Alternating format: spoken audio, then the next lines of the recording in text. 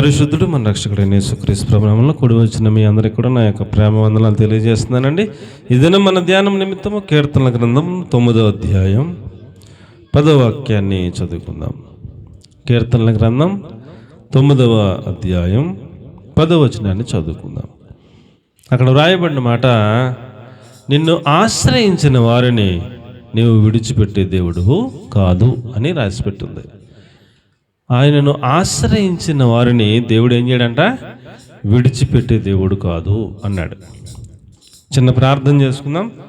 ఈ యొక్క 2025వ సంవత్సరం ప్రారంభం నుంచి కూడా ఈ వాక్యాన్ని మనం ధ్యానం చేసుకుంటా ఉన్నాం అనేక వారాలుగా. ఈ వారం కూడా ప్రభు ఇదే వాక్యంతో మనతో మాట్లాడటానికే నన్ను సిద్ధపరిచారు. మనం చిన్న ప్రార్థన చేసుకుని ప్రభు సహాయాన్ని కోరదాం. పరిశుద్ధము నమ్మకం కలిగిన మా ప్రియ పరలోకపు తండ్రి, మీకు వందనాలు స్తోత్రాలు చెల్లిస్తూ ఉన్నాం ప్రభువా. అల్పుడు నేను నన్ను, నిష్ప్రయోజకుడు నేను నన్ను మీరు అంగీకరించి మీ చెత్త కాల్చిపట్టం వేసి పరిశుద్ధపరిచి నాతో మాతో మీరే మాట్లాడి మీ మహిమకు సిద్ధపరచమని సకల ఆటంకాల అడ్డులన్నీ యేసునామంలో కొట్టివేస్తూ వినబుద్ధి పుట్టించి ఆత్మను సమ్మతి గల మనసును యేసునామంలో విడుదల చేస్తుండగా పరిశుద్ధాత్మ దేవా మీరే మీ శైలిలో మీ స్థాయిలో మీ కార్యాలన్నీ చేయమని యేసుక్రీస్తు ప్రభులు వారి పేరట ప్రార్థించి అడిగి వేడుకొని పొంది ఉన్నాము తండ్రి, ఆమేన్. పిల్లలు, మనం చదువుకున్న వాక్య భాగంలో నిన్ను ఆశ్రయించిన వారిని నీవు విడిచిపెట్టే దేవుడువు కాదు అని భక్తుడు రాస్తూ ఉన్నాడు. మనం ఈ లోకంలో జీవిస్తూ ఉన్నంత కాలం మొత్తం అంతట్లో మనం మనుషులం కాబట్టి మనుషులను ఆశ్రయిస్తూ ఉంటాం, లేకపోతే అధికారులను ఆశ్రయిస్తూ ఉంటాం, లేకపోతే రాజులను ఆశ్రయిస్తూ ఉంటాం, లేకపోతే డబ్బున్న వాళ్ళని ఆశ్రయిస్తూ ఉంటాం. మీరే దిక్కండి బాబా, మరి ఈ గండం గట్టెక్కాలంటే మీరు పూసుకోపోతే మరి మాకు పని అవదండి అని కాళ్ళ ఎలా పడుతుంటాం. మనం ఈ లోకంలో నరులను ఆశ్రయించుట కంటే, అధికారులను లేకపోతే రాజులను ఆశ్రయించుట కంటే, ఈ లోకంలో ఉన్న వాళ్ళు ఎవరిని ఆశ్రయించుట కంటే దేవునిని ఆశ్రయించుట మేలు అని భక్తుడే చెప్పాడు. ఇంకో చోట మనుషులను ఆశ్రయిస్తే వాళ్ళకి ఇష్టం ఉంటేనేమో ఇష్టం ఉన్నట్టు మాట్లాడతారు, ఇష్టం లేకపోతే ఇష్టం లేనట్టు మాట్లాడతారు. ఇష్టం ఉంటే పని చేసి పెడతారు, ఇష్టం లేకపోతే అలాగే అంటారు, చేయరు. కాబట్టి జీవితకాలము నమ్మదగిన వారు ఈ లోకంలో ఎవరు లేరు. జీవితకాలం అంతా వీళ్ళని నేను నమ్మొచ్చు అనుకుంటాక ఎవరిని నమ్మలేము. అలాంటిది లోకం. కాబట్టి మనం దేవుని పైన ఆధారపడి దేవునినే మన ప్రతి అవసరంలో, ప్రతి సందర్భంలో, ప్రతి దుఃఖంలో, ప్రతి వేదనలో, ప్రతి సమస్యలో దేవుని పైన ఆధారపడితే ఏమండి, ఆయనను ఆశ్రయిస్తే వాళ్ళని అలాగ ఆశ్రయించిన వాళ్ళని దేవుడు ఎట్టి పరిస్థితుల్లోనూ విడిచిపెట్టేవాడు కాదు అని రాసిపెట్టాడు చాలా స్పష్టంగా. ఆయన విడిచిపెట్టే దేవుడు కాదు. మనుషులైనా విడిచిపెట్టేస్తారు, బంధువులైనా విడిచిపెట్టేస్తారు, స్నేహితులైనా విడిచిపెట్టేస్తారు. అండి, స్నేహితులు ఎప్పుడు ఉంటారు? డబ్బులు ఉన్నప్పుడు స్నేహితులు ఉంటారు, డబ్బులు అయిపోయాక స్నేహితులు అందరూ వెళ్ళిపోయారు, డబ్బులు అయిపోయాక ఎవరు లేడు. అండి, ఒంటరికి వదిలేసిపోయారు. కాబట్టి లోకంలో ఎవరిని నమ్మలేం. నమ్మగలవా? ఎవరిని నమ్మలేం.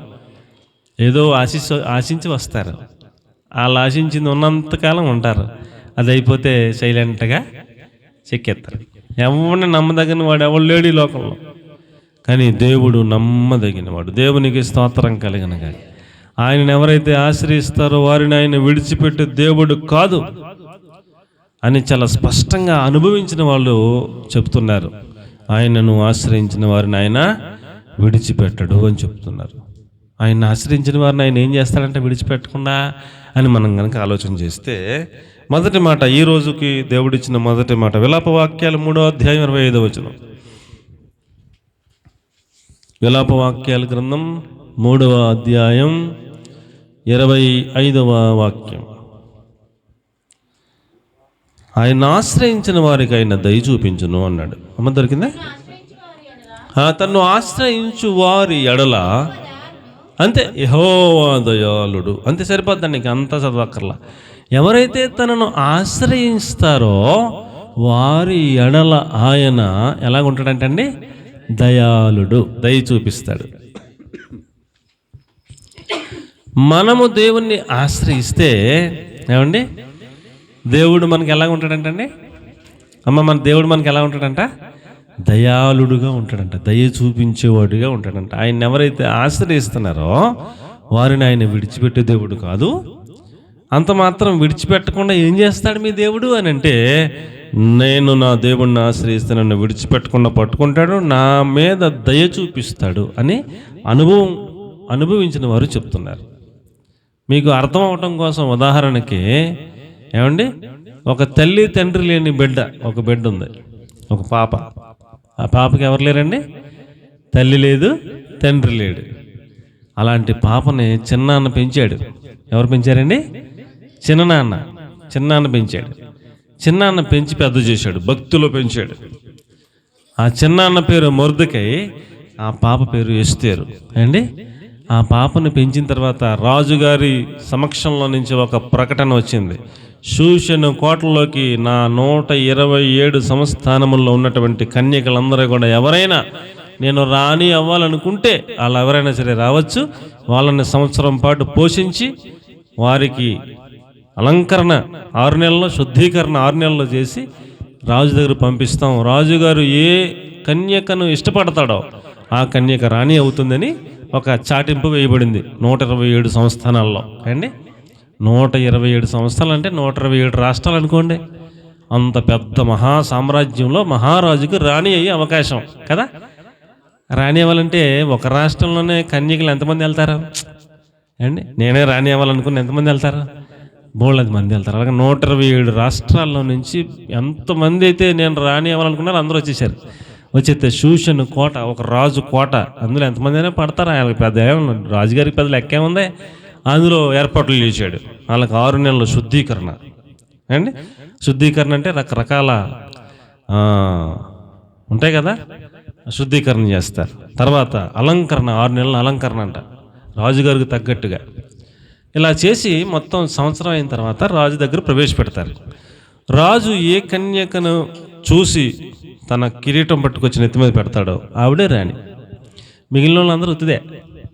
మిగిలిన వాళ్ళు కొన్ని వేల మంది ఉన్నా, లక్షల మంది ఉన్నా, ఒక పిల్లని రాజుగారు చూసి ఈమె రాణి అన్నాడంటే మిగిలిన వాళ్ళందరూ ఉత్తిదే, అయిపోయినట్టే కోటం. నేనే రాణి అవ్వాలని అందరూ కోరుకుంటున్నారు, వస్తున్నారు, రాజుగారికి కనపడుతున్నారు. రాజుగారు వెళ్ళమ్మా అంటున్నాడు, వెళ్తున్నారు. చాలామంది అయిపోయారు. ఎస్తేరు వచ్చింది అండి.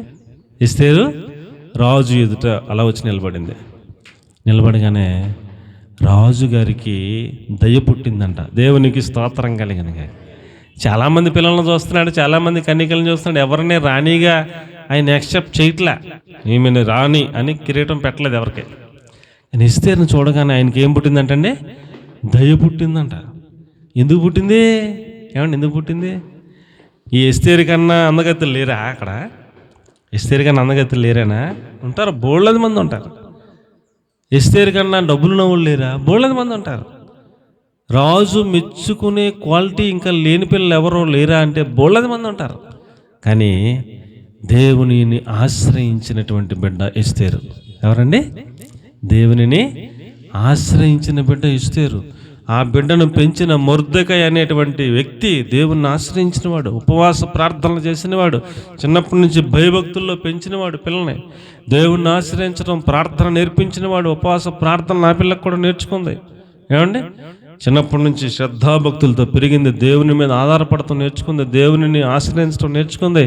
ఆయన్ని ఆశ్రయించినటువంటి ఆ బిడ్డని దేవుడు దయ చూపించాడు. ఏం చూపించాడండి? దయ చూపించాడు. 127 సంస్థానాల్లో రాజుగారికి రాణి అవ్వటం అంటే ఎలా ఉంటుందంటే రేంజ్ అండ్ ఎలా ఉంటుంది? మామూలుగా ఉండదు రేంజ్. అలాంటి అవకాశం ఎస్తేరును చూడగానే అండి ఆ రాజుకి దయ పుట్టిందంట. లేచాడంట సింహాసనం నుంచి, కిరీటం పట్టుకెళ్ళంట, నెత్తి మీద పెట్టాడంట, ఈమె రాణి అని ప్రకటించాడంట. అయిపోయిందంత ఎక్కువటం తీసుకొచ్చాడు, పక్కన కూర్చోబెట్టుకున్నాడు. ఏమండి? ఎస్తేరు రాణి అయిపోయిందంతే. ఒక తల్లి లేని పిల్ల, తండ్రి లేని పిల్ల, చిన్నాన్న పెంచితే పెరిగిన పిల్ల. ఏమండి? 127 రాష్ట్రాల పైన ప్రధానమంత్రి, చక్రవర్తి అహష్వేరోషు భార్యగా ఎస్తేరు మారిపోయిందంటే కేవలం దేవుని దయ అని మీకు నేను మనవి చేస్తున్నాను. ఆవిడకి ఏమన్నా క్వాలిటీ ఏముందంటారా? ఏమంటే క్వాలిటీలు ఏం లేవు. కేవలం ఏంటండి అది? దేవుని దయ ఆమె మీద ఉంది అంతే. ఆమెను చూసిన వాళ్ళందరికీ దేవుని దయ కలుగుతుంది. ఆమెను సిద్ధపరచడానికి హేగే అని ఒక ఆయన ఉంటాడు. ఆయన కూడా ఈ బిడ్డను చూడగానే ఆయన కూడా ఏం పుట్టిందంటే దయ పుట్టిందంట. ఆమెను ఈ కన్యకలందరినీ ఉంచే స్థలాలన్నిటిలోకి శ్రేష్టమైన స్థలం మందు పెట్టాడంట. ఫస్టే ఎస్తేరును చూడగానే ఆయనకి ఏం పుట్టిందంటండి? దయ పుట్టిందంటండి. కాబట్టి ప్రియులారా, ఏ వ్యక్తి అయితే దేవునిని ఆశ్రయించడం నేర్చుకుంటారో ఆ బిడ్డను చూడగానే ఏమండి అవతల వాళ్ళకి దయ పుడుతుంది. దేవునికి మహిమ కలుగును గాక. లేకపోతే తల్లి లేని పిల్ల, తండ్రి లేని పిల్ల, ఏదో చిన్నాన్ని పెంచితే పెరిగిన పిల్లల్ని రాణిగా సెలెక్ట్ చేయడం ఏంటి? కేవలం దేవుని దయే. ఆమె దగ్గర ఉన్న క్వాలిటీ ఏమీ లేదు. ఉందంటారా? పోనీ ఎస్తేరుని పక్కన పెట్టండి. దావీదు ఎవరండి? దావీదు పొజిషన్ ఏంటి? దావీదు తండ్రి యెషయి అన్నారు. ఎవరండి? దావీదు తండ్రి యెషయి ఊర్లో ఒక భార్య ఉన్నది. ఆ భార్యకి కొడుకులు ఉన్నారు లైన్గా. అంతమంది కొడుకులు భార్యతో ఊళ్ళో ఉన్నాడు. ఈ దావీదు తల్లి ఎక్కడున్నారో? అరణ్యంలో ఉన్నారు. ఎక్కడున్నారండి? అరణ్యంలో ఉన్నారు. యెషయి గారు ఈమె నా భార్య అని, ఈ పిల్లాడు నా కొడుకు అని కూడా చెప్పట్లేదు బయట ఎవరికైనా. అంత అవమానం తీసుకెళ్ళి అరణ్యంలో పెట్టాడు. ఒక మందిచ్చి అబ్బాయి దావీదు ఈ మందను కాయి, ఒక్క గొర్రె పోయినా ఊరుకోను అని చెబితే ఈ తల్లి ఆ బిడ్డను చూసుకుని అరణ్యంలో ఆ బిడ్డను పెంచుకుంటా, అరణ్యంలో ఆ మందను చూసుకుంటా తల్లి అక్కడ ఉండిపోయింది. యెషయి అన్న తండ్రి ఎక్కడున్నాడండి? ఊర్లో ఉన్నాడు. వీళ్ళు నా కొడుకులు అని అక్కడ ఊర్లో ఉన్న అతనికి పుట్టిన బిడ్డలందరినీ పరిచయం అందరికీ చెప్తున్నాడు. సైన్యంలో వీళ్ళ కొడుకులందరూ సైన్యంలో ఉన్నారు. ఏమండి ఎక్కడున్నారా? యెషయి కొడుకులందరూ సైన్యంలో ఉన్నారు. మరి దావీదుని ఏం చేస్తున్నాడు? ఒక్కసారి కూడా పిలిచి ఈడు నా కొడుకు అని చెప్పట్లా. అసలు ఆయన దృష్టిలో ఏమండి అరణ్యంలో ఉన్నాడు అంతే. ఎవరికి చెప్తలేదు నా కొడుకు అని. అలాంటి అవమానంతో ఉన్నటువంటి పిల్లగాడు దావీదు.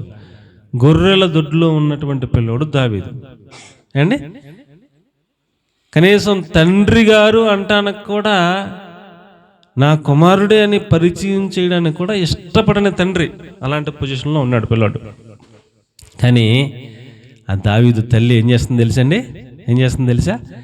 దావీదు తల్లి పొద్దున్నే క్యారేజీ తయారు చేసి కొడుక్కి ఇచ్చి, నాన్న మీ నాన్నగారు చెప్పాడు ఈ మందను తోలుకుని వెళ్ళి చక్కగా మేపి మరలా చీకటాడకుండా తీసుకురా, జాగ్రత్త నాన్న అని చెప్పేసి పిల్లోడు అలాగ వెళ్ళగానే ఈ తల్లి క్యారేజీ పెట్టేసింది కదా, ఎలా పిల్లోడు వెళ్ళగానే మోకాళ్ళు వేస్తుందంట. ఏసి ప్రభువా, అరణ్యంలో పుళ్ళు ఉంటాయి, సింహాలు ఉంటాయి, అరణ్యంలో రకరకాల భయంకరమైన జంతువులు ఉంటాయి, నా బిడ్డను కాపాడు ప్రభువా, ఈ మందను కాపాడు ప్రభువా, మా యజమాని నా భర్త కోపం మా మీద రగలకుండా కృప చూపించు ప్రభువా, నీవే మమ్మల్ని కాపాడు ప్రభు అని గోలబెట్టి ఏడ్చి, నా బిడ్డను అభివృద్ధి చేయి ప్రభువా, నా బిడ్డను ఆశీర్వదించు ప్రభువా, నా బిడ్డను గొప్ప చేయి ప్రభువా, నా బిడ్డ నిన్ను చిన్ననాటి నుంచి ఆరాధికుడిగా చేయి ప్రభువా, నా బిడ్డ నీ వాక్యాన్ని ధ్యానం చేసుకునే జ్ఞానమే ప్రభువా, నా బిడ్డకి నీ వాయిద్యాలు వాయించే అలాంటి కృపని ప్రభువా, నా బిడ్డను నీవు ఉన్నతమైన స్థలంలోకి నడిపించు ప్రభువా అని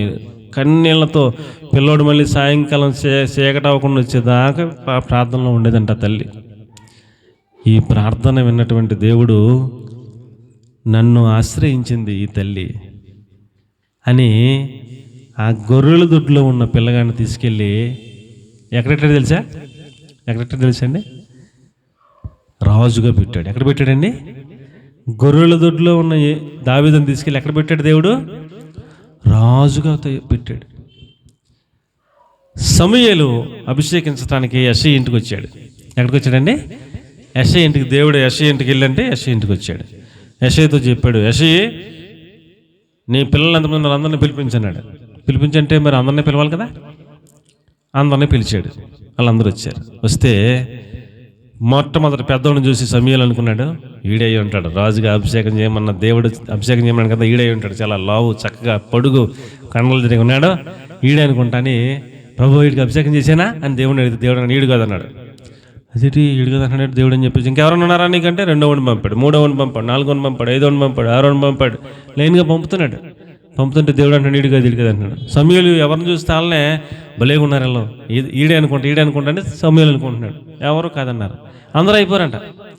అప్పుడు సమూయేలు అంటాడు ఇంకెవరూ లేరా నీ కొడుకులు, ఇంకెవరూ లేరా అంటే ఇంకెవరు లేరండి అయిపోరండి అందరూ అంటున్నాడు. లేదు నీ కొడుకుని అభిషేకం చేయమన్నాడు దేవుడు, ఇంకెవరో ఉన్నారు నీకు, ఇంకెవరు లేరంటావేంటి అంటే అప్పుడు గుర్తొచ్చింది తండ్రికి. ఎప్పుడు గుర్తొచ్చిందండి? ఇంకెవరో లేరా దేవుడు చెప్పాడు ఇంకెవరో ఉన్నారు నీకు అని అన్నప్పుడు అప్పుడు అంటున్నాడు ఉన్నాళ్ళే అండి ఒకడు అరణ్యంలో ఉంటాడా ఎందుకులే అన్నాడు అంటున్నాడు. లేదు నేను పిలిపించు, నీ కొడుకుని పిలిపించు అంటే అప్పుడు కబురు పెట్టాడు. ఏమని? దావీదు త్వరగా ఇంటికి రా అని చెప్పేసి కబురు పెడితే దావీదు దగ్గరికి గొంతేసి మా నాన్న ఎప్పుడు నన్ను ఇంటికి రమ్మని పిలవలేదు, ఇప్పుడు కబురు పెట్టాడని ఎంత సంతోషంతో ఆనందంతో తలదూకునడం లేదు అండి, బట్టలు ఉతికిన బట్టలో కాదు గొంతులు వేసుకుంటూ వచ్చాడంట. వచ్చేస్తే ఆ గుమ్మం కాడికి వచ్చేటప్పటికే దేవుడు సమూయేలుతో మాట్లాడుతున్నాడు, నేను కోరుకున్నవాడు అతడే లేగు త్వరగా వెళ్ళి అభిషేకం చేసే అంటున్నాడు. తీరా తలుపు తీసి లోపలికి వచ్చి చూస్తే పొట్టుగా ఉన్నాడు. ఎలాగన్నాడండి? ఆ మిగతా అన్నయ్యలాగా పొడుగ్గలేడు, పొట్టుకున్నాడు, వాళ్ళకలా కణలు తిరగలేడు, సాదాగా ఉన్నాడు పిల్లాడు. ఇదేంటి ఇలాగ ఉన్నాడు కుర్రని రాజుగా అభిషేకం చేయమని అంటే ప్రభు ఒకసారి ఆలోచించుకో, నీ సెలక్షన్ ఏం బాగాలేదు, వాళ్ళందరూ సూపర్గా ఉంటే వాళ్ళని వద్దన్నా ఈ కుర్రని అభిషేకం చేయమన్నావు ఏడు ప్రభా అని సమూయేలు లెగిసినోడు అభిషేకం చేద్దాం అనుకుంటే మళ్ళీ వెనక్కి తగ్గి ప్రభు ఒకసారి ఆలోచించుకో ఈ కుర్రడేనా అని అడుగుతున్నాడు మళ్ళీ దేవుడిని. ఓరు బాబు ఆ కుర్రడేరా బాబు వెళ్ళి ముందు అర్జెంటుగా అభిషేకం చేసే అన్నాడు దేవుడు. దేవుడు అంటాడు నీవు పై రూపాన్ని చూస్తున్నావు, నేను అతడి అంతరంగాన్ని చూస్తున్నాను. అతడి తల్లి నన్ను ఆశ్రయించింది, ఆ కుర్రోడు కూడా నన్ను ఆశ్రయించాడు, నన్ను ఆశ్రయించిన వారిని నేను విడిచిపెట్టే దేవుణ్ణి కాదు, అతడి మీద నా దయ ఉన్నది, అతన్ని అభిషేకం చేసే అన్నాడు. చేసేసాడు అంతే. చేసేస్తే మొట్టమొదట యూదులందరికీ రాజు అయ్యాడు దావీదు. ఎవరికండి? యోధా జనాంగానికి రాజు అయ్యాడు. తర్వాత ఇశ్రాయేలులందరికీ రాజు అయ్యాడు అండి. ఒక గోత్రానికి ఫస్ట్ రాజు అయ్యాడు, తర్వాత 12 గోత్రాలకి రాజు అయ్యాడు, తర్వాత ఆ చుట్టుపక్కల ఉన్న రాజ్యాలన్నీ జయించి చక్రవర్తి అయ్యాడు. దేవునికి స్తోత్రం కలుగును గాక. ఆయన ఆశ్రయించిన బిడ్డలను ఆయన ఏం చేయడు? విడిచిపెట్టే దేవుడు కాదు. ఆయన వారి మీద దయ చూపిస్తాడు. ఆయన దయ చూపించకపోతే ఏమండి క్వాలిఫికేషన్ ఉన్నటువంటి వారు అన్నదమ్ములు ఏమండి అంతమంది ఉండగా ఏమండి వాళ్ళందరినీ కాదని కుర్రడికే అభిషేకం చేసి కుర్రని రాజుగా పెడతాం ఏంటి? ఆయన దయ వాళ్ళ మీద లేదు. ఎవరి మీద ఉంది? ఎవరి మీద ఉందండి? ఈ బిడ్డ మీద ఆయన దయ ఉన్నది. 127 సంవత్సరాల్లో కొన్ని వేల లక్షల మంది కన్యకలు ఉండగా ఏ బిడ్డను చూసి రాజు ఏమండి రాణి ఈవిడే అని అనలేదు, కానీ ఎస్తేరును చూడగానే ఈమె రాణి అని కిరీటం ఆమె మీదే పెట్టడానికి గల కారణం ఏమిటంటారు? ఆ బిడ్డను చూడగానే రాజు హృదయంలో ఏం పుట్టిందంట? దయ పుట్టింది. అంతే, ఇంకేం లేదు. ఇంకా ప్రియులారా, మనము ప్రతి ఒక్కరం దేవుని ఆశ్రయించడం మనం నేర్చుకుంటే, ఆయన మీద ఆధారపడటం నేర్చుకుంటే ఆయన దయ మనకు చూపిస్తాడు. ఆయన ఏం చూపిస్తాడు? మనకి దయ చూపిస్తాడు. యాకోబు భార్యలను పంపేశాడు, బిడ్డలను పంపేశాడు, వస్తువులను ఏమండి సంపద అంతా పంపేశాడు. ఒక్కడ ఎబ్బోకురువు దగ్గర మిగిలిపోయాడు. మోకాళ్ళు వేసేసాడు, కన్నీళ్ళు గార్చేస్తాడు, రాత్రి అంతా ప్రార్థన చేస్తాడు, ప్రభువా తెల్లారైతే నేను అలాగా ఎవరిదాన్ని దాటితే మా అన్నగారు అవతలేపు ఉన్నాడంట, 400 మంది వేసుకుని వస్తాడంట, కర్రలు కత్తులు ఉన్నాయంట, వాళ్ళ చేతులు మమ్మల్ని అందరినీ చంపేస్తాడు, ప్రభువా ప్రభువా ఆశీర్వదించి ప్రభు అని రాత్రి అంతా ప్రార్థన చేశాడు. ఎవరిని ఆశ్రయించాడు? యాకోబు ఎవరిని ఆశ్రయించాడు? దేవుణ్ణి ఆశ్రయించాడు కదా. మా అన్నగారు 400 మంది వేసుకొస్తాను, నేను 800 మందిని ఇటేపు వేసుకొస్తాను అనుకుంటే అది ఇంకోలాగా ఉంటుంది కదా. మా అన్నగారు 400 మందిని వేసుకుని వస్తున్నాడు అనుకున్నాను చంపేస్తాకే అని మనోడు కూడా ఒక 800 మందికి డబ్బులు ఇచ్చారై వాళ్ళు 400 మందిని వేసేయండి, ఇది కూడా 800 మంది వేసుకుని వెళ్ళి అవతలేపు రారా చూసుకుందామంటే అప్పుడు ఎలాగుందో ఇంకో గొడవ. కానీ యాకోబు ఏం చేశాడు? దేవుణ్ణి ఆశ్రయించాడు. ఎవరిని ఆశ్రయించాడండి? దేవుణ్ణి ఆశ్రయించాడు. రాత్రంతా ప్రార్థన చేశాడు, తెల్లారాక అవతలొడ్డికి వెళ్ళాడు అండి. వెళ్ళాక చంపేద్దామని వచ్చిన అన్నయ్య, కత్తులు అయ్యి పట్టుకుని వచ్చిన అన్నయ్య తమ్ముడిని చూడగానే ఏండి ఏం చేశాడు? చంపేద్దామని వచ్చినాడు. అతడి హృదయంలో దయ పుట్టిందంట. దేవునికి స్తోత్రం చెప్పండి. చంపుదామని వచ్చినాడు. ఎన్ని సంవత్సరాల నుంచి యాకోబు కోసం నెతుకుతున్నాడు? 20 సంవత్సరాల నుంచి నెతుకుతున్నాడు. ఎన్ని సంవత్సరాల నుంచి అండి? 20 సంవత్సరాల నుంచి 400 మందిని వెనకాల వేసుకుని యాకోబు ఫోటో 400 మందికి ఇచ్చి ఎక్కడ కనపడినా వేసేంటారు అని చెప్పి వాళ్ళ 400 మందిని 20 సంవత్సరాల నుంచి పెంచి పోషిస్తా కిరాయి అంతకుల్ని ఏమండి ఇలాగ వస్తున్నాడని తెలిసి ఎబ్బొకరు అక్కడికి యార్ధాను అవతలకు వచ్చి అలాగుండి అలాగ రాగానే చంపేద్దామని చూసి ఓడు యాకోబును చూడగానే 20 సంవత్సరాల నుంచి కనిపెట్టుకున్న పగతో రగిలిపోతున్న హృదయంలో ఏం పుట్టిందంట? దయ పుట్టిందంట. పగున్నవాడిని కూడా మార్చేస్తాడు దేవుడు, దయ పుట్టిస్తాడు, అద్భుతం చేస్తాడు. దేవునికి స్తోత్రం చెప్పండి. చంపేద్దామని వచ్చినాడు, కత్తులన్నీ కింద పడేసి 400 మందికి చెప్పాడు, రే ఏం చేయకండి అండి అని. అప్పటికప్పుడు మారిపోయాడు. ఏం చేయకండి అంటే వీళ్ళందరూ ఆశ్చర్యపోతుంది. ఏదో 20 సంవత్సరాల నుంచి మమ్మల్ని పెంచుతున్నాం, పోషిస్తున్నాం అని, చంపేయమని ఆర్డర్ ఇచ్చావు, మాకు ఫోటోలు ఇచ్చా, ఇప్పుడేంటి ఏం చేయొద్దు అంటున్నావు అంటే ఏం చేయకండి ఆగండి అని దగ్గరికి వెళ్ళి కౌగులించుకుని కన్నీళ్ళు గరిచి హత్తుకొని, ఎరా తమ్ముడు ఇలాగైపోయి ఉంటారా అని చాలా ప్రేమగా మాట్లాడి, అన్నయ్య నేను మెల్లిగా వస్తానన్నయ్య, నాకు పిల్లలు పాలు ఇచ్చే పిల్లలు ఉన్నాయయ్యా, నా మందలన్నీ కూడా నేను మెల్లిగా వస్తానని. అంటే సర్లే తమ్ముడా క్షేమంగా ఉండరా, మంచిగా ఉండరా, నాకు బోలంత వచ్చాడు రా దేవుడు, నువ్వు నాకేం వద్దులే, ఏం ఒక్కలు వదిలేరా అని చాలా ప్రేమగా మాట్లాడి బతిమలాడాడని అతను ఇచ్చిన కానుక తీసుకుని వెళ్ళిపోయాడు. చంపుదామని వచ్చాడు, చంపకుండా ఏం చేశాడండి? ప్రేమగా మాట్లాడి కౌగులించుకుని హత్తుకొని కన్నీళ్ళు గర్చి, సరే మంచిగా ఉంటే చాలురా నువ్వు అని వెళ్ళిపోయాడు. ఏం చేయలే. అంత దయ దేవుడిచ్చాడు. ఇచ్చాడు ఇవ్వలేదా?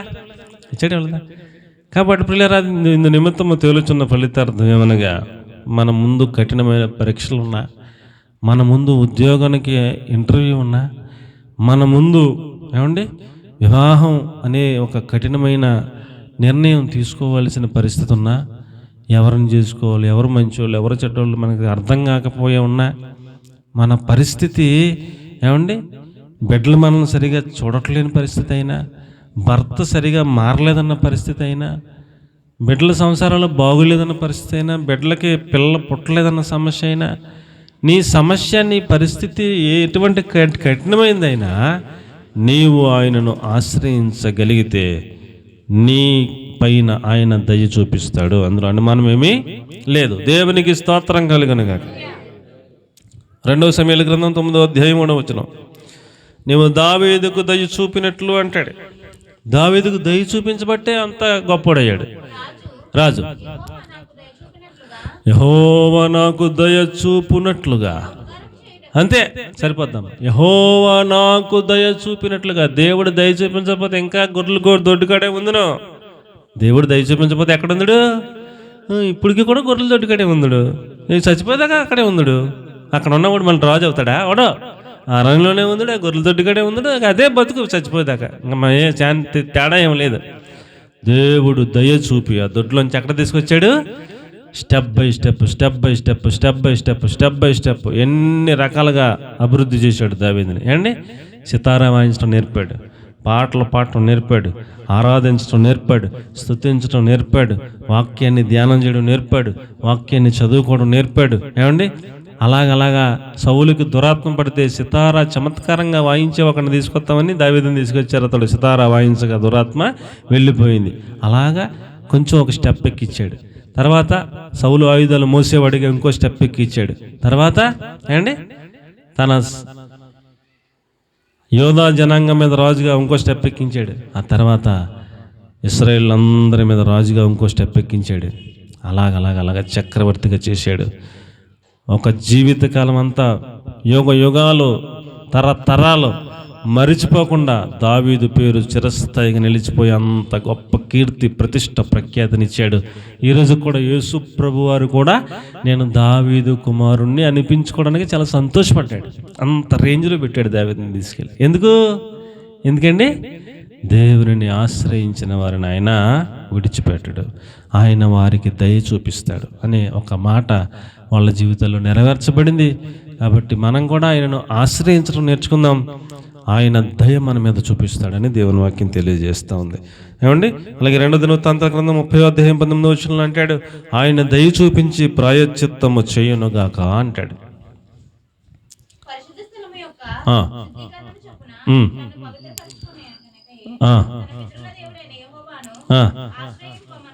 ఆశ్రయింప మనస్సు నిలుపుకొనిన ప్రతి వానిని నిమిత్తము దయగల యెహోవా ప్రాయశ్చిత్తము చేయును గాక అంటూ ప్రార్థన చేస్తూ ఉన్నాడు. ఏమండి, దయగలిగిన దేవుడు ఏం చేస్తాడు? ఏమండి, ప్రాయశ్చిత్తం చేస్తాడు. ఏం చేస్తాడండి? ప్రాయశ్చిత్తం చేస్తాడు. వారు పండగ ఆచరించారంట. పండగ ఆచరించే ముందు తమ్మును తాము ఏం చేసుకోవాలంటే శుద్ధీకరణ చేసుకోవాలి. అప్పుడు ఆ సిచ్యువేషన్లో వాళ్ళు తమ్మును శుద్ధీకరించుకొనకయే వారు పండగలో పాలుపంపులు పొందారు కాబట్టి దేవుని ఉగ్రత వాళ్ళ మీదకి రావాలా. అప్పుడు రాజు ప్రార్థన చేస్తున్నాడు, ప్రభువా, వారు శుద్ధీకరణ చేసుకోకుండానే పండగలో పాలుపంపులు పొందారు కదా, నీవు దయ చూపించి వారి నిమిత్తం ప్రాయశ్చిత్తం చేయి ప్రభువా అని ప్రార్థన చేశాడు. ఇప్పుడు దేవుడు ఏం చేశాడండి? వాళ్ళకి వాళ్ళ మీదకి ఉగ్రత రాకుండా ఆయన ప్రాయశ్చిత్తం చేశాడు. ఏం చేశాడండి? ప్రాయశ్చిత్తం చేశాడు. ఇప్పుడు మనం అందరం కూడా పాపంలో పుట్టాం, అవునా కదా? ఏమండి, మనందరం పాపంలో పెరిగాం. పాపపు ఆలోచనలు కలిగిన వాళ్ళం, పాపపు తలంపులు కలిగిన వాళ్ళం. మన అందరికీ కూడా మరణమే శరణం కదా. మనందరికీ నరకమే ప్రాప్తి. మనం ఇంకా వేరే ఛాన్స్ లేదు మనకి. అలాంటి మనలను ఆయన దయ చూపించి మనలను మరణం నుంచి విడిపించటానికి, నరకం నుంచి తప్పించటానికి మన కొరకు ఆయనే వచ్చి ఆయనే మనకి బదులుగా ప్రాయశ్చిత్తం చేసి తన రక్తాన్ని చెందించి తన శరీరం అంతా నల్లగొట్టబట్టకు ఇష్టపడి చనిపోయి సమాధి చేయబడి పునరుద్ధానుడై తిరిగి లేచి తండ్రి కుడి పార్శ్వాన ఆసీనుడైన విజ్ఞాపన చేస్తూ మన కొరకు ప్రాయశ్చిత్తం చేసినటువంటి దయగలిగిన దేవుడు ఆయన అని చెప్తున్నాడు. ఆయన ఎటువంటి దేవుడు అటండి? నేను పాపం చేస్తే కొరడా దెబ్బ ఎవరి మీద పడాలా? నా మీద పడాలా. నేను తప్పు చేస్తే చెరసాల నాకు పడాలా? ఇంకెవరికైనా పడాలా? నాకే చెరసాల పడాలి, నాకే సంఖ్యలు వేయాలి, నన్నే చితగ్గొట్టాలి, నాకే ఆ మరణం, ఆ నరకం నాకే వెయ్యాల, ఆ ఉరి శిక్ష ఏదో. కానీ మన కొరకు ఆయన దయ కలిగిన వాడ ఏం చేశాడంట? ప్రాయశ్చిత్తం చేసి మనలను ఆ దెబ్బలు పడకుండా, ఆ నరకం వెళ్ళకుండా, ఆ మరణం నుంచి తప్పించి పరలోక రాజ్యము చేరినట్లుగా ప్రాయశ్చిత్తం చేశాడు. ఇందులో ఆయన దయ ఉంది కాబట్టి చేశాడని చెప్పి దేవుని వాక్యం తెలియజేస్తూ ఉంది. ఇది ఇంకొకరు ఎవరో చేయలేరు. ఇది ఇంకొకరు ఎవరో ఇంకొకరు ఎవరో చేయలేని పని ఇది. కాబట్టి ఆయన దయచేత ప్రాయశ్చిత్తం చేశాడు అని దేవుని వాక్యం తెలియజేస్తూ ఉంది. చూడండి, 1 పేతురు పత్రికలో పేతురు గారు అంటాడు, 1 పేతురు పత్రిక 2వ అధ్యాయం 1వ వాక్యంలో, 1 పేతురు పత్రిక 2వ అధ్యాయం 1వ వచనంలో, సమస్తమైన దుష్టత్వమును మాని అంటాడు. 1 పేతురు పత్రిక 2వ అధ్యాయం 1వ వచనం, ప్రభువు దయాళుడని రుచి చూచి ఉన్న ఎడల, ఆయన దయాళుడు అని నీవు రుచి చూసిన బిడ్డవైతే ఏం చేయాలంట? సమస్తమైన దుష్టత్వమును మానాలి. దుష్టత్వమును, కపటమును, వేషధారణను, అసూయను, సమస్త దూషణను మాని. ఆయన దయాళుడైన దేవుడు అని నీకు అర్థమైతే, రుచి చూసిన బిడ్డవైతే నువ్వు ఈ విషయాలన్నీ మాని కొత్తగా జన్మించిన శిశువులను పోలినట్టుగా బతకాలని చెప్తున్నాడు. ఆయన దయాళుడు కాబట్టి నేను ఎలా బతుకుతానంటే కుదరదు. ఆయన దయాళుడు కాబట్టి ప్రాయశ్చిత్తం చేశాడు. ఆయన దయాళుడు కాబట్టి సమస్తమైన దుష్టత్వమును, కపటమును, వేషధారణను మానేసి శిశువును పోలినట్టుగా స్వచ్ఛమైన భక్తి చేయాలి అని చెప్తున్నాడు. అండి, కాబట్టి ఆయన దయాళుడు. ఆయన ఆశ్రయించిన వారిని ఆయన విడిచిపెట్టే దేవుడు కాదు. ఆయన ఆశ్రయించిన బిడ్డలగా ఆయన దయ చూపిస్తాడు. అందుకనే మన ఎడల ప్రాయశ్చిత్తం చేశాడు. కాబట్టి మనం ఇక నుంచి శిశువులను పోలిన వారమై పరిశుద్ధంగా బతికితే ఆయన దయ మన మీద నిలిచి ఉంటుందని చెప్తున్నాడు. దేవునికి స్తోత్రం కలుగును గాక. తీతు పత్రిక 3వ అధ్యాయం 5వ వచనంలో అంటాడు, ఏమండి, ఆయన దయ మన మీద ఉన్నది కనుకే పునర్జన్మ సంబంధమైన స్నానము ద్వారా, బాప్తిస్మము ద్వారా ఆయన మనల్ని రక్షించాడు అన్నాడు. లోకంలో కలిసిపోతున్నటువంటి మనలను ఆయన బాప్తిస్మం అనే అనుభవం కూడా మనము నీతిని అనుసరించి చేసిన క్రియల మూలముగా కాక తన కనికరము చొప్పున, తన కనికరం అంటే దయ, తన కనికరము చొప్పున పునర్జన్మ సంబంధమైన స్నానము ద్వారా పరిశుద్ధలము కలుగజేసి మనలను రక్షిస్తున్నాడు అని చెప్పి రాసిపెట్టాడు. కాబట్టి ప్రియులారా, ఆయన దయగలిగిన దేవుడు కాబట్టి మనకి బాప్తిస్మ అనుభవంలోకి మనల్ని నడిపించాడు. ఏమండి, ఆయన దయగలిగిన దేవుడు కాబట్టి మనకి సమస్త దుష్టత్వమును మాని, కపటాన్ని మాని, వేషధారణ మాని శిశువులను పోలి జీవించమని చెప్తున్నాడు. ఆయన దయగలిగిన దేవుడు కాబట్టి మన కొరకు ప్రాయశ్చిత్తం చేశాడు. ఆయన దయగలిగిన దేవుడు కాబట్టే ఏమండి, ఆయన పెంట కుప్పల మీద నుంచి దరిద్రులను లేవనెత్తి సింహాసనం మీద కూర్చోబెడుతున్నాడు. దేవునికి స్తోత్రం కలిగినగా. కాబట్టి ప్రియులారా, మనలో ప్రతి ఒక్కళ్ళని కూడా మన అవసరతలు అక్కర్లు ఏమున్నాయో నాకు తెలియదు, కానీ మన సకల ఏమండి పరిస్థితులలోనూ ఆయనను ఆశ్రయించడం మనం నేర్చుకున్నట్లయితే ఆయన మన ఎడల ఏం చూపిస్తాడు? దయ చూపిస్తాడు. మనలను పెంట కుప్పల మీద ఉన్నటువంటి మనలను లేవనెత్తాడు. దరిద్రులమైన మనలను ఉన్నతమైన సింహాసనం మీద కూర్చోబెడతాడు. అంత దయగలిగిన దేవుడని ఆయన్ని ఆశ్రయించడం నేర్చుకోవాలని ప్రభు పేరట మనం చేస్తూ ఉన్నాను. అపోస్తలుల కార్యాలు 2వ అధ్యాయం 46వ వచనంలో అంటాడు, ఆయన దయ వలన ప్రతి దినము మేము రొట్టె విరుస్తున్నాము అంటాడు.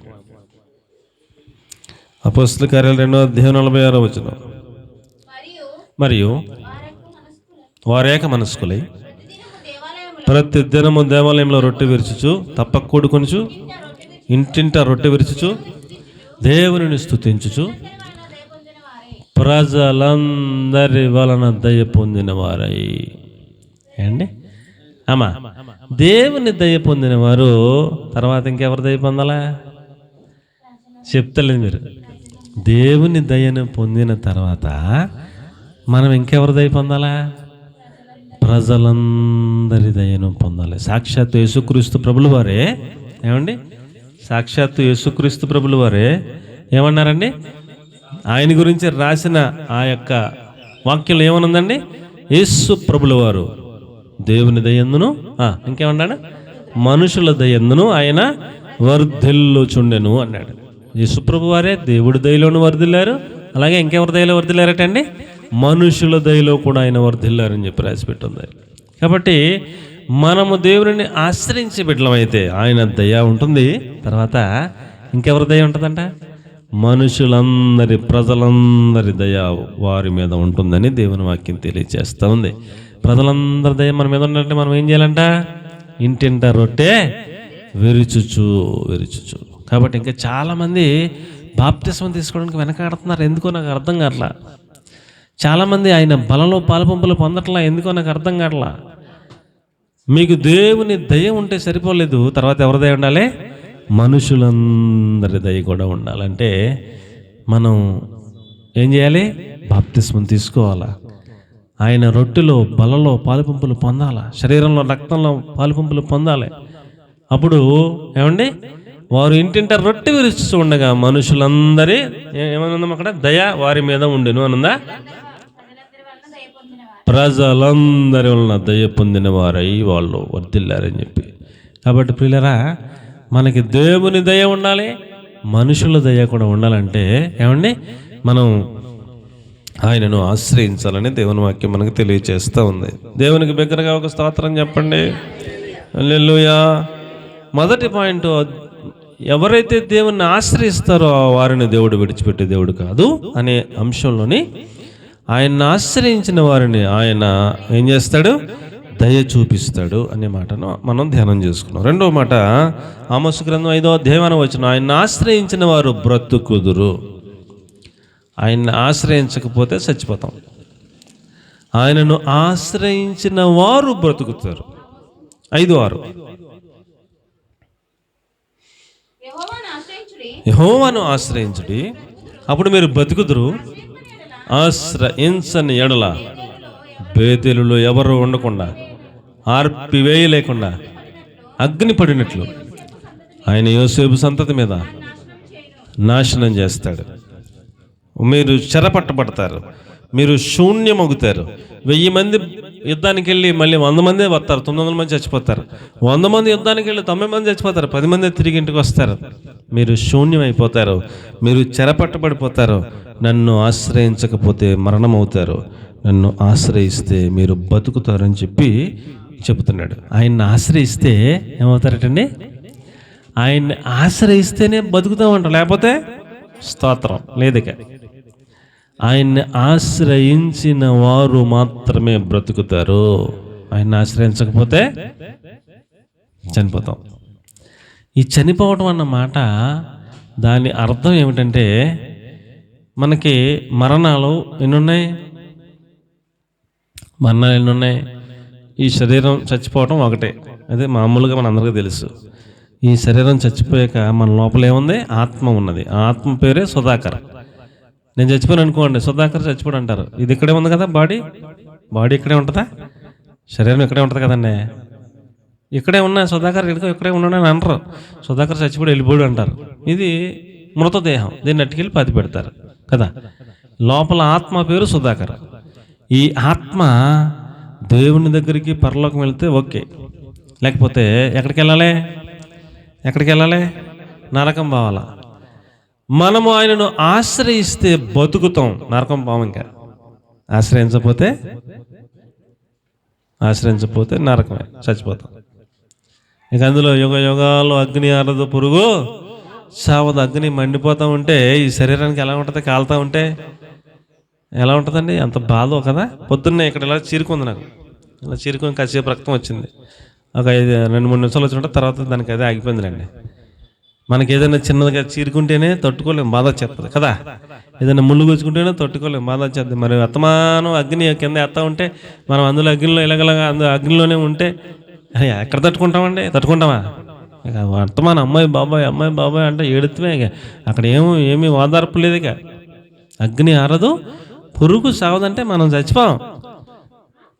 అగ్ని ఆరదు, ఇంకంతే. నరకం అంటే భయంకరం. అక్కడికి వెళ్ళకూడదు ఎవరో. అక్కడికి వెళ్ళకుండా మనం బతికి ఉండాలంటే దేవుని ఆశ్రయించాలి. లేకపోతే మరణం, లేకపోతే నరకం అనే భావన ఈ వాక్యంలో మనకు కనిపిస్తూ ఉంది. ఇప్పుడు లోకంలో యేసుప్రభుని నమ్ముకుని అందరూ కూడా బతుకుంటున్నారా లేదా?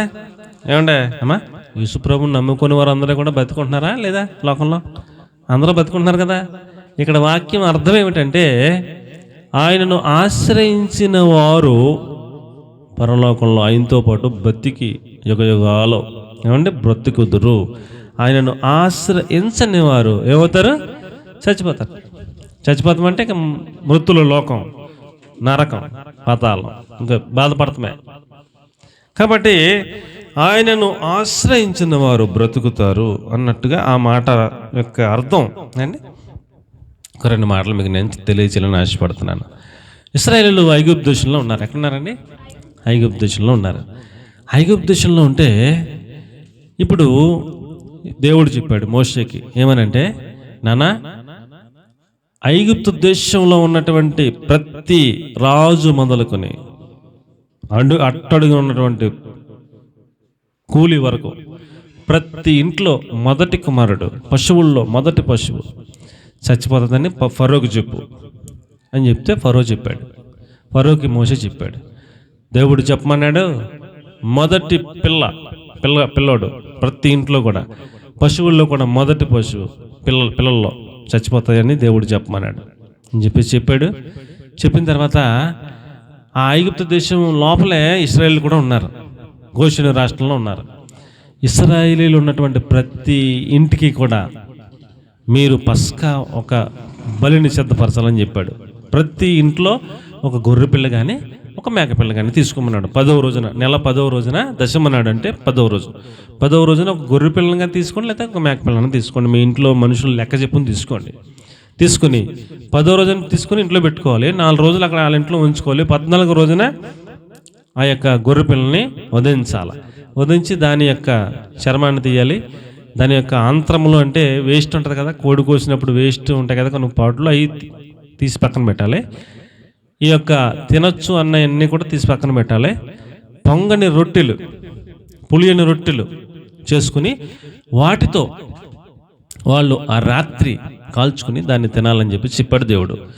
ఆ రక్తం వస్తుంది కదా బలి ఇచ్చినప్పుడు, ఆ రక్తాన్ని తీసుకుని పక్కన పెట్టి కొంచెం ఆ రక్తాన్ని బయట గుమ్మ ఉంటుంది కదా గడప, ఇలాగా ఇది దీని మీద ఇలాగా ఈ పైకం మీద, ఈ పక్క కమ్మిల మీద ఆ రక్తాన్ని హిస్సోపుతో రాయమన్నాడు అండి. వాళ్ళు గుర్తులు వేసుకున్నారు, ఇక్కడ ఇక్కడ అక్కడ పైన. ఏ ఇంటి మీద అయితే రక్తము గుర్తుందో ఆ ఇంటి లోపలికి యెహోవా ప్రతి ఇంటిని దాటుకుంటూ వెళ్తూ ఉంటారు, ఆయన దూత వెళ్తూ ఉంటారు.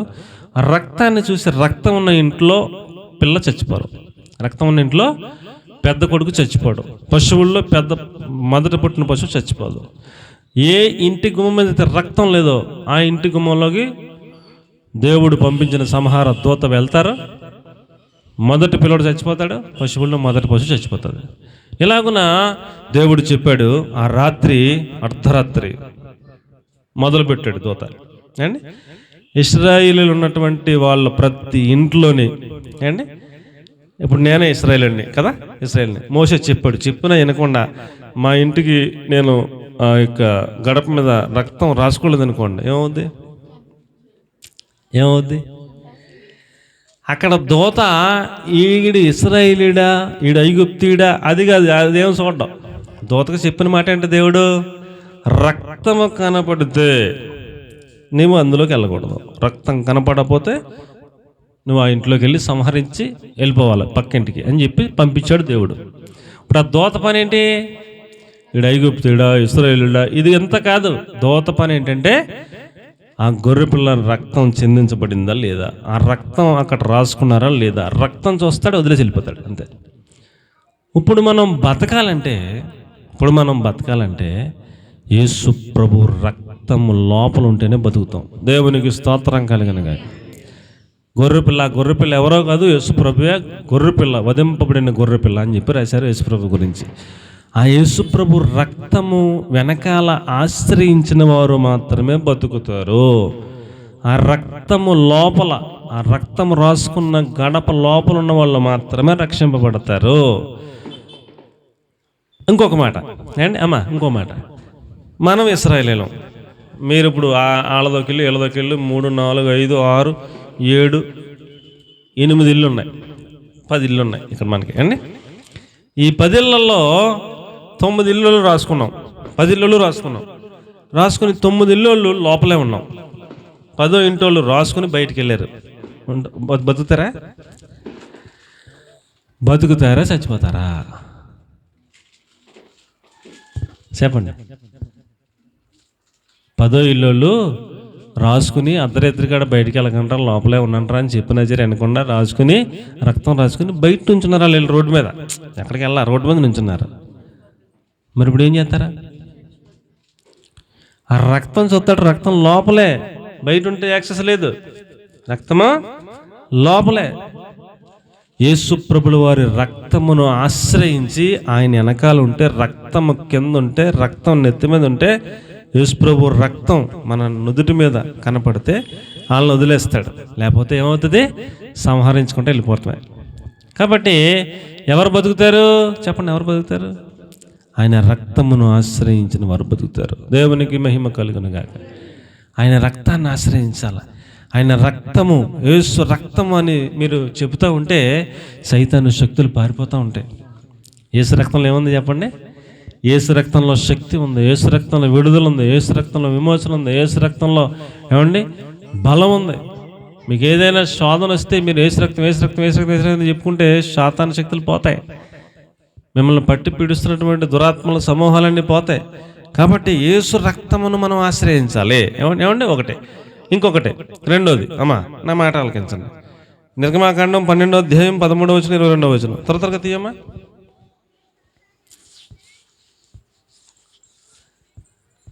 నిర్గమాకాండం 12వ అధ్యాయం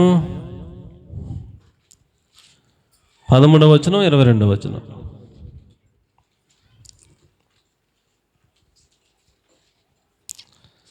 పస్కా రక్తము 13వ వచనం 22వ వచనం. మీరున్న ఇళ్ళ మీద ఆ రక్తం మీకు గుర్తుగా ఉండును, నేను ఆ రక్తమును చూచి మిమ్మల్ని నశింపచేయక దాటిపోతాను. చాలండి, దేవునికి స్తోత్రం కలిగిన గాక. ఆ రక్తము చూచి నేను ఏం చేస్తాను? దాటిపోతాను. ఆ రక్తం కనుక కనపడకపోతే అయిపోద్ది పని, దాటిపోవడం.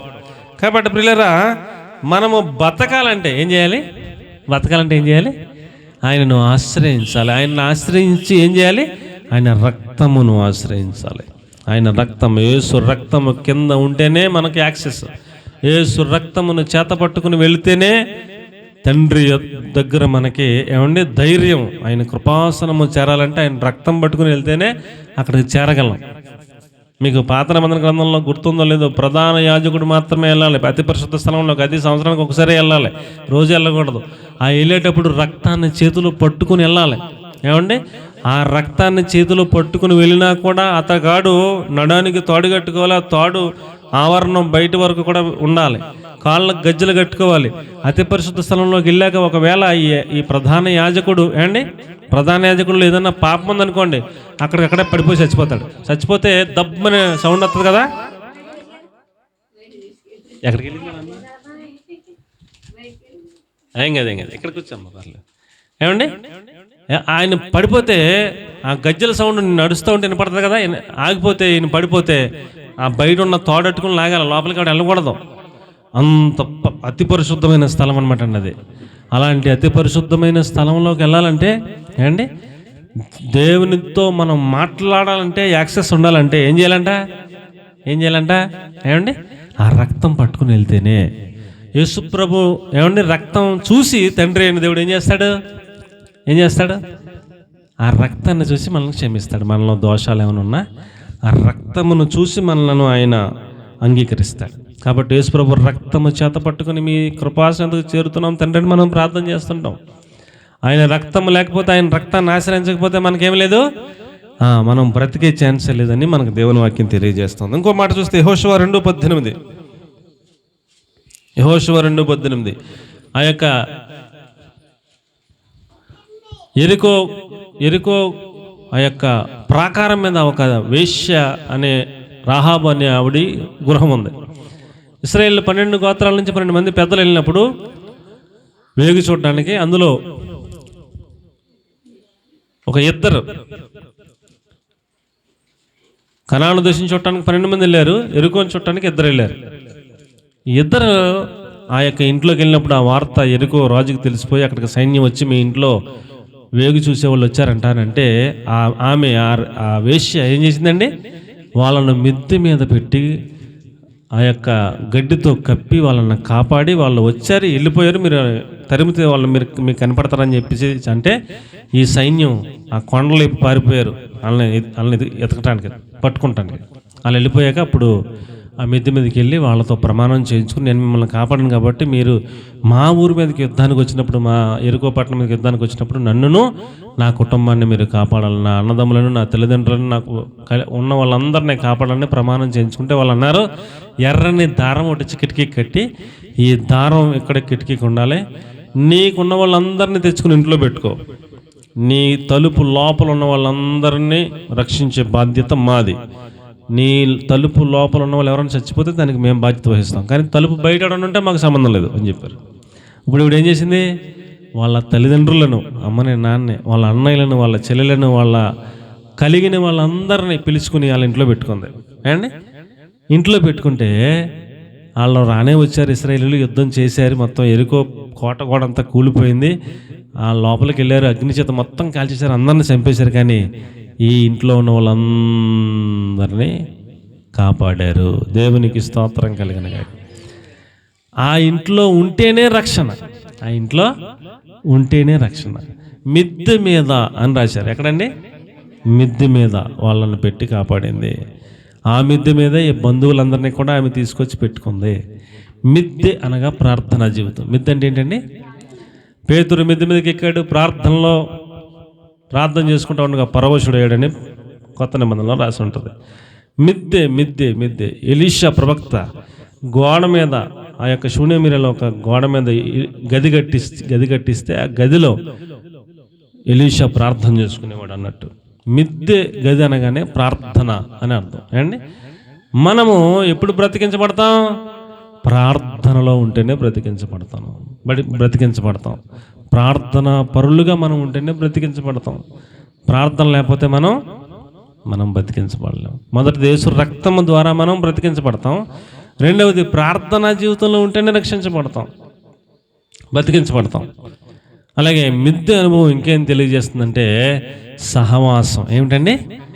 వాళ్ళ అమ్మగారి ఇంట్లో వాళ్ళు, వాళ్ళ నాన్నగారి ఇంట్లో వాళ్ళు, వాళ్ళ అన్నయ్యల ఇంట్లో వాళ్ళు, ఏమండి వాళ్ళ చెల్లెళ్ళ ఇంట్లో వాళ్ళు, ఎవరి ఇంట్లో ఉంటే రక్షింపడుదురా, బతుకుదురా, అందరిని చంపేద్దరు. వాళ్ళందరినీ కేకేసుకుని ఈవిడింట్లోనే ఆ దారం కట్టిన, ఎర్రని దారం కట్టిన ఇంట్లోనే ఆ మిద్దు మీద పెడితేనే వాళ్ళు బతికారు. అవునా కాదా? కాబట్టి మనం సహవాసంలో ఉంటేనే బ్రతుకుతాం. నా మాటలు అర్థమవుతున్నాయి మీకు అండి? మనము బ్రతకాలి, దేవుణ్ణి ఆశ్రయించిన మనం బ్రతకాలని అంటే ఏమండి, మొదటిది యేసు రక్తం మనల్ని బ్రతికిస్తుంది. రెండవది ఆయన రక్తమును ఆశ్రయించిన వాళ్ళు బ్రతికింపబడతారు. తర్వాత ప్రార్థనా పరులు బ్రతికింపబడతారు. సహవాసంలో ఉన్నవాళ్ళు, మందిరంలో ఉన్నవాళ్ళు, మందిరాన్ని ప్రేమించిన వాళ్ళు, సహవాసాన్ని విడిచిపెట్టకుండా ఉన్నవాళ్ళు బ్రతికింపబడతారని దేవుని వాక్యం తెలియజేస్తుంది. కాబట్టి ప్రియులారా, ఆయన్ని ఆశ్రయించిన మనం బ్రతికించబడాలి అని ఆశపడితే ఏమేమి కావాలి మనకి? ఆయన రక్తం. ఎల్లప్పుడూ మనం ఆయన రక్తాన్ని ఆశ్రయిస్తూ ఉండాలి. ప్రార్థనా పరులంగా ఉండాలి. సంఘమును, సహవాసాన్ని కలిగిన వాళ్ళంగా ఉండాలి. ఈ 3 పాయింట్లు మనల్ని బ్రతికించడానికి ఉపయోగపడతాయని ఆయన ఆశ్రయించిన మనం తెలుసుకోవాలని దేవుని వాక్యం మనకు తెలియజేస్తాం. దేవునికి మహిమ కలుగును గాక. 3వ మాట చెప్పేసి నేను ముగించేస్తాను. తర్వాత 4 మాటలు ఉన్నాయి, కానీ 1 పేతురు పత్రిక 3వ అధ్యాయం 5వ వచనం, దేవుని ఆశ్రయించిన స్త్రీలు తమ స్వపురుషులకు లోబడి ఉన్నట్టు చేత తమను తాము అలంకరించుకున్నారు అంటాడు. మనము దేవుని ఆశ్రయించిన వాళ్ళమైతే ఏమండి, మనము దేవుని పూర్వము దేవుని ఆశ్రయించిన పరిశుద్ధ స్త్రీలు తమ స్వపురుషులకు లోబడి ఉండుట చేత తమ్మును తాము అలంకరించుకునేది అన్నాడు. ఏమండి, దేవుని ఆశ్రయించిన స్త్రీలు ఎలా ఉంటారంట? స్త్రీలు అవ్వచ్చు, పురుషులు అవ్వచ్చు. ఎలా ఉంటారంట? ఏమండి, అక్కడ స్త్రీల గురించి మెన్షన్ చేశాడు కాబట్టి అక్కడ రాయబడిన మాట ఏమిటంటే, దేవుని ఆశ్రయించిన స్త్రీలు తమ స్వపురుషులకు లోబడి ఉండుట చేత తమను తాము అలంకరించుకున్నారు అంటాడు. దేవుణ్ణి ఆశ్రయించిన వారు ఏమండి, ఆయన రక్తాన్ని ఆశ్రయిస్తారు, సహవాసాన్ని కలిగి ఉంటారు, ప్రార్థనా పరులుగా తయారవుతారు. దేవుణ్ణి ఆశ్రయించిన వారు ఏమండి, తమను తాము అలంకరించుకుంటారు. ఏం చేస్తారండి? తమను తాము అలంకరించుకుంటారు. దేవుని ఆశ్రయించిన వారిని దేవుడు దయ చూపిస్తాడు. అది మొదటి పాయింట్. దేవుణ్ణి ఆశ్రయించిన వారు బ్రతుకుతారు. అది 2వ పాయింట్. దేవుణ్ణి ఆశ్రయించిన వారు ఏమండి, తమ్మును తాము అలంకరించుకుంటారు. అది 3వ పాయింట్. ఎలా అలంకరించుకుంటారంట? తమ స్వపురుషులు కనుక భర్తలకు లోబడి ఉండుట వలన తమను తాము అలంకరించుకున్నారు అంటాడు. ఏమండి, శారమ్మ అంట భర్త అయినటువంటి అబ్రహాము గారిని యజమానుడు అని పిలిచేదంట. ఏమని పిలిచేదంటండి? యజమానుడు అని పిలిచేదంటండి. పేరెట్టి పిలిచేది కాదంట, యజమానుడా ఒకటే మాట, 2వ మాట లేదు. ఈ రోజుల్లో భర్తను ఎలా పిలుస్తారు? ఈ రోజుల్లో భార్యలు ఎలా పిలుస్తారండి? ఏటేటో రకరకాలు పిలుస్తుంటారు, వాళ్ళకి ఇష్టం వచ్చినట్టు. ఒక గౌరవం, ఒక భయం, లోబడి ఉండాలన్న పద్ధతి ఏం లేదు. ఆ రోజుల్లో యజమానుడని పిలిచేవారట. లోబడి ఉండేదటండి శారమ్మ, లోబడి ఉండేదటండి. మీకు చెప్పడానికి చాలా విషయాలు ఉంటాయి. 400 మంది ఉన్నారు అబ్రాహాం ఇంట్లో. 400 మందికి ఎవరు ఉండాలా? ఎవరు ఉండాలండి? శారమ్మే ఉండాలా. 400 మంది తెచ్చి ఇంట్లో పెట్టు, 400 మందికి ఎక్కడ ఉన్నావు 10 మందికి వండుతాక. ఇప్పుడు ఈ రోజుల్లో మనం ఎవరన్నా 10 మందిని చుట్టాలను కేకేసి భర్త తరపుని భార్యని ఉండమంటే ఎలా ఉంటుంది తెలుసా? కోటం అగ్ని కురిచేస్తుంది. నీవు మీ వాళ్ళు 10 మంది తీసుకొచ్చి నన్ను వండమంటావా? నేను దాచిరాలినా డామ్ డూమ్ అలాగే ఇలాగని మొత్తం ఇంక ఎక్కడెక్కడో అగ్ని ఉందో మొత్తం కురిపించేస్తారు. అలాంటిది 400 మంది ఇంట్లో ఉంటే ప్రతి పూట వండాలి, ప్రతి పూట వండి పెట్టాలి. 400 మందికి లోబడి ఉందంట. ఎలా ఉందంటే అండి, ఈ 400 మందికి పెడతాం కాకుండా మళ్ళీ రోజుని 3 వచ్చారు మన ఇంటికి. దేవుడే 3గా వచ్చాడు. వాళ్ళకి రొట్టెలు తెచ్చి తయారు చేయి, వాళ్ళకి కూర తయారు చేయంటే మారు మాట్లాడకుండా అప్పటికప్పుడు రొట్టెలు చేసింది, కూర చేసింది. ఏ చెట్టు తింటమే, వేరే మాట లేదు. ఇక లోబడి ఉండటం వల్ల తమను తాము అలంకరించుకున్నారు అని చెప్పాడు. దేవుణ్ణి ఆశ్రయించిన స్త్రీలు అలా ఉంటారట. కాబట్టి అలంకరించుకోవడం అంటే ఏంటండి?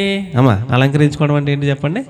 ఆ చెవులకి పెట్టుకోవాలి, మెల్ల గొల్లి చేసుకోవాలి, ఏళ్ళకి ఉంగరాలు పెట్టుకోవాలి, కాళ్ళకేమో ఆభరణాలు పెట్టుకోవాలి, వడ్డానం పెట్టుకోవాలి, ఇక్కడ ఏదో పాపిడి బిల్లు పెట్టుకోవాలి, ముక్కు పొడుగు పెట్టుకోవాలి. ఇది కాదు అలంకరించుకోవడం.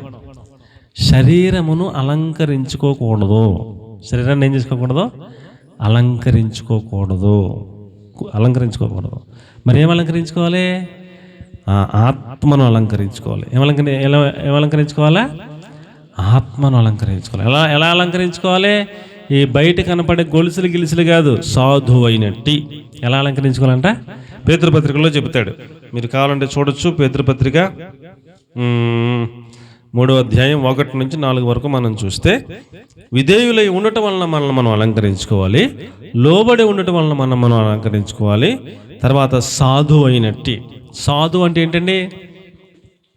ఏమంటే సాధువు అంటే ఏంటి? సాధువైన మనస్సు అంటారు. సాధువైన మనస్సు అంటే కోపం రాకుండా తను తాను నిగ్రహించుకోగలిగినటువంటి మనస్సు. మృదువైన అంటాడు. అంటే వారి మాటలు ఎలా ఉంటాయంటే సాధువైనట్టు, మృదువైనట్టు అనే అక్షయ అలంకారం మీకు అలంకారముగా ఉండాలి అన్నాడు. అంతరంగ స్వభావం మీకు అలంకారంగా ఉండాలి అంటాడు. ఇప్పుడు మనం అలంకరించుకోవాల్సింది ఏంటి? ఏమండి? మాటకి కోపం వచ్చేది కదా మనకి. పురుషులకైనా కోపం వచ్చేద్ది, భార్యకైనా కోపం వచ్చేద్ది. ఈ కోపం రాకుండా మనం సాధువుగా మారాలి, మృదువుగా మారాలి.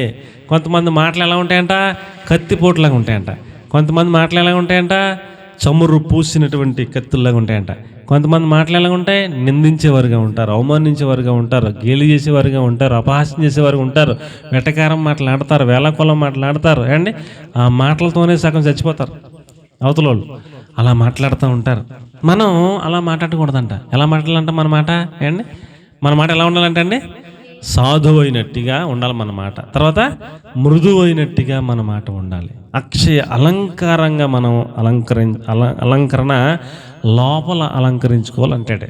ఏమండి మనం బయటికి బోళ్ళని అలంకరించుకొని నోరు తెరిస్తే బూతులాంటి, నోరు తెరిస్తే కోపం పడిపోయి, నోరు తెరిస్తే శాపనార్థాలు పెట్టి, నోరు తెరిస్తే ఎలాగైపోతారంటే మనం ఏండి దేవుణ్ణి ఆశ్రయించిన బిడ్డలం కాదు. దేవుణ్ణి ఆశ్రయించిన బిడ్డలు ఎక్కడ అలంకరించుకుంటారు? ఉదాహరణకి శారమ్మ భర్తకు లోబడి ఉండటం వలన తను తాను అలంకరించుకున్నది. ఎదురు చెప్పలా ఎప్పుడు. అలాగే మనం కూడా ఎదురు చెప్పకుండా లోబడి ఉండటం వలన, విధేయులై ఉండటం వలన, లోపల అంతరంగ స్వభావాన్ని అలంకరించుకోవటం వలన మనం దేవుణ్ణి ఆశ్రయించిన బిడ్డలంగా సిద్ధపడాలని దేవుని వాక్యం తెలియజేస్తూ ఉంది. దేవునికి స్తోత్రం కలుగును గాక. 3 మాటలు చెప్పుకున్నాం. చెప్పండి సార్. ఆయన ఆశ్రయించిన వారు ఆయన దయ చూపిస్తారు, ఆయన ఆశ్రయించిన వారు బ్రతుకుతారు, ఆయన ఆశ్రయించిన వారు తమ అంతరంగ స్వభావాన్ని అలంకరించుకుంటారు. అలాగున మనము కూడా ఆయన ఆశ్రయించిన వాళ్ళంగా పరలోక రాజ్యమునకు సిద్ధపరచునట్లుగా పరిశుద్ధాత్మ దేవుడు మనల్ని నడిపించునుగా.